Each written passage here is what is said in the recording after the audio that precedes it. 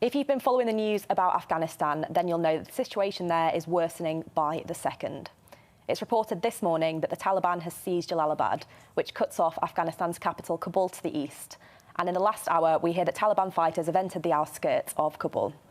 The Defence Secretary Ben Wallace has warned it is arrogant to think the UK could unilaterally prevent Afghanistan falling back into the grip of the Taliban.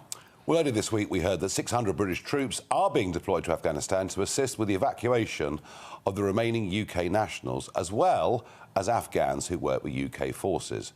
What do we think about this? Well, actually, events have moved on so quickly. I mean, I think about 4,000 British people in all are in the Kabul area, and it seemed to me OK.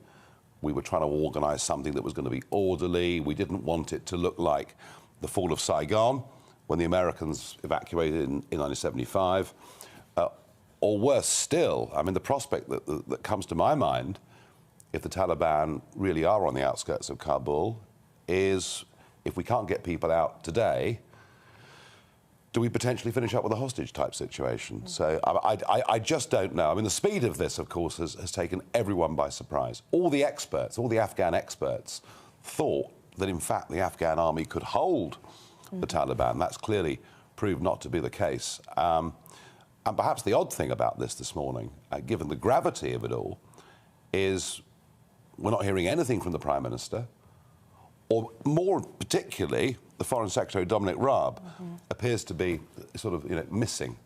And this does look like a very grave situation. Obviously, we can't predict. We don't know what's going to happen in the next few hours. Some people think that Kabul is within a few hours of falling. We don't know whether that's true. That is purely speculation. I don't know. Paul, any thoughts on it? Well, the Taliban have said that they'll give people safe passage. Apparently, they've just released that statement. Now, clearly, that's not a statement you can take to the bank in any way, is it? So I think you're right to say that there is real concern over the safety of people, British nationals, people working in the embassy, people working in the US embassy who are left there. But, I mean, the whole thing, let's be blunt, is an absolute calamity. We are exactly back where we were 20 years ago. You know, Operation Enduring Freedom. We were going to turn Afghanistan into a modern-day democracy. We're going to root out terrorism. And the reality is we've lost something like 450-plus British lives in Afghanistan. We've spent billions and billions of pounds in the place. And the Taliban are about to take control again. That's the reality of it. It could happen within hours. They are resurgent. We clearly overestimated the strength of the Afghan forces. We underestimated the strength of the Taliban. So it's a catastrophe. And the optics are awful. You know, having said to Afghanistan, we will be there for the long haul. We will stand by you.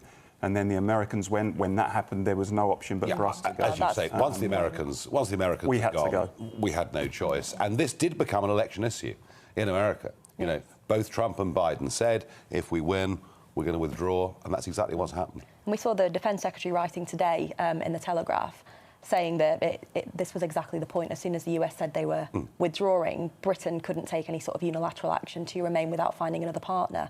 The Defence Secretary has claimed that he was desperately trying to find another partner, but without that, regrettably, you know, we just don't have the manpower at the moment. I was sceptical about going in, frankly, back in 2001. I was sceptical about the reasons, and I've been looking at this all through the week. And some people say, actually, the objectives were achieved within 6 or 9 months. You know, we took out the bad guys within 6 or 9 months. With mission creep, we're there for 20 years. I have to say, you know, I did thinking about what Tom Tugendhat, your colleague, was saying yesterday, thinking about what Rory Stewart was saying. I mean, I've been saying, look, we've been there 20 years, how much longer could we possibly stay? The counter-argument made by both of those guys was, well, actually, the Americans are still in South Korea. They've been there since the 1950s. There's still a British base in Cyprus. We've had longer missions than this elsewhere. I still, on balance, just about think it was right to leave, but the implications of it are looking pretty serious this morning. And the whole, I mean, you know, I don't think we should have gone in either. The history of Western intervention in Afghanistan is not exactly illustrious. And the truth is that the Afghans will defend their territory. We've seen how the Taliban fight. I mean, they are a crude, barbaric group of people. But nonetheless, they have clearly fought hard, and we've underestimated their strength, I think. And, you know, the truth is, and it's uncomfortable to say it, but as things stand at the moment, 450 British troops have lost their lives in vain. It's a horrible thing to have to say, but that's the reality of the situation that we're facing. As I said, we're exactly back to where we were 20 years ago, and that's an appalling situation to be in. Well, I suppose the key now is you know, getting our own officials and some of those Afghanis who've been working with our government, either at the embassy or elsewhere, getting them out safely as quickly as possible, given how quickly the situation's moving. But what happens next? I mean, what would you both like to see happen next? Well, hopefully we get time to get everybody out. And, you know... But whether that's going to happen or not is impossible for us to tell sitting here. I mean, we're clearly sending a detachment, I think 600 British troops to assist with that, I think 3,000 American troops. There's no chance of us committing to military intervention again, having just pulled out. What can you do apart from learn the lessons for the next time? And unfortunately, we've seen it with Afghanistan, we saw it with Iraq, we've seen it with Libya.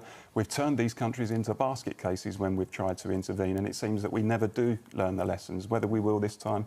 And the irony, of course, that in the 1970s, the late 70s into the 80s, we were actually supporting and backing the Mujahideen, which included one Osama bin Laden against the Soviets. So, yeah, the history of foreign intervention in Afghanistan is not a good one, ever. Well, Nigel, you mentioned Tom Tugendhat, who we're going to be talking to later, Chair of the Foreign Affairs Select Committee. But now we've got another expert view on the situation. Joining us is Colonel John Hughes-Wilson. John is a former military officer and now military historian. He's also the author of Military Intelligence Blunders and Cover-Ups. So, John, how do you read what's going on in Afghanistan today? Well, 2 points come to mind immediately. First of all, it's happened remarkably quickly. I don't think I've seen a situation move as quickly as this, certainly as long as I can remember. That's the first point. The second point is, if you like, the macro point.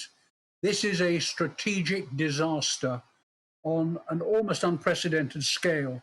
At least after Dunkirk, the Tories could say of Churchill's speech, typical Winston, retreat with boasting. But we can't even say that about this. This is Saigon rewritten large.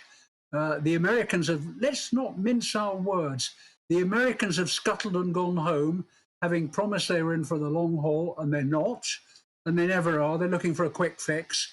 We've gone along rather like a poodle alongside. We've lost 454 people, as the last commentator said, I thought very wisely. For what purpose? Because Afghanistan is not Surbiton-on-Surrey with nicely stocked supermarkets and people wondering, ooh, who should I vote for in the polling booth? Afghanistan is a wilderness. It's a topographical wilderness of mountains and warring tribes, all at each other's throat. They can't form a government. It's a basket case. We should never have gone in there in the first place. Having gone in there, we've got it completely wrong, and we should have the guts to admit it.